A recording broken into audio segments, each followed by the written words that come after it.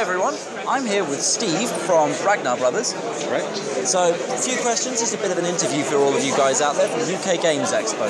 So first of all, Steve, your company Ragnar Brothers, what is it that you do?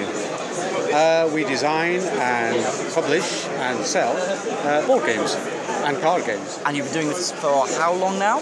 25 years. And your newest one is Steam Donkey? Steam Donkey, yes. Hence why I'm dressed as the Donkey Boy. So, what would you like to tell us about Steam Donkey? So it's the steampunk kind of... Steampunk theme, but it grew out of the idea of a Victorian seaside resort and building a Victorian seaside resort. I was on holiday in Douglas on the Isle of Man, and there's fantastic theatre and spa, it's got a zoo, it's got a pier. It's all built by the Victorians, and all our games, Ragnar games, are always heavily themed, and we just sort of thought, that would be a great game to build a seaside resort, Victorian style. When we designed the game, it ended up as a card game. I took along to Gary's house and showed it Gary and his daughter and friends, and so I said, well, what do you think of it? They said it's great, but not sure about the seaside theme. So I said, well, how do you mean? He said, well, do you think you could get some zombies in it? I said, zombies? No, it can't be zombies. So his daughter then suggested steampunk.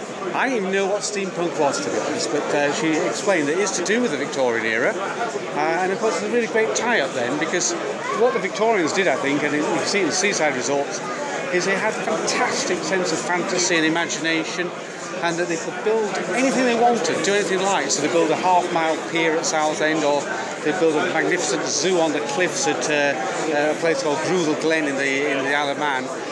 And so we just sort of thought, well, we'll try and tie up the two things. And the actual advantage of doing steampunk from our point of view is when we came to the artwork, you can suddenly go into the kind of most fantastic ideas. You don't get stuck in saying, it has to look like Brighton Pier, or it has to look like a traditional theatre. We could give it a real edge and bring back that excitement that the Victorians, I think, would have felt. You've been doing this for quite a while now, and yes. You've been here at the UK Games Expo for quite a few years. Yes. What would you say is your favourite part about this expo?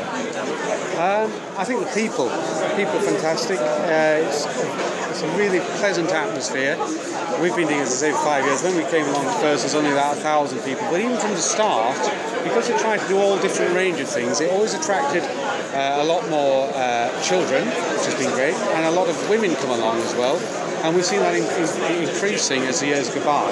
So it becomes, I wouldn't say it's a family event in the sense that it's just families, because clearly there's a lot of people here who it's their main kind of hobby, and they may be into fantasy or something like that.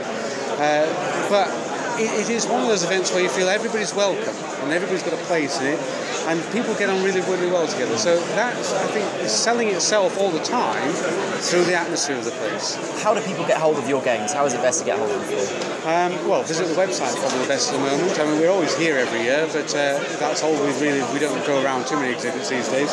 Okay, so we have the Ragnar Brothers website, and you can pre-order Steam Donkey until September when it comes out. And we will place the link to the website in the description below this video.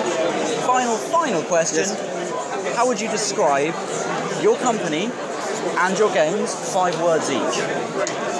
Highly themed, always slightly different. Love it. Thank you very much. Thank you.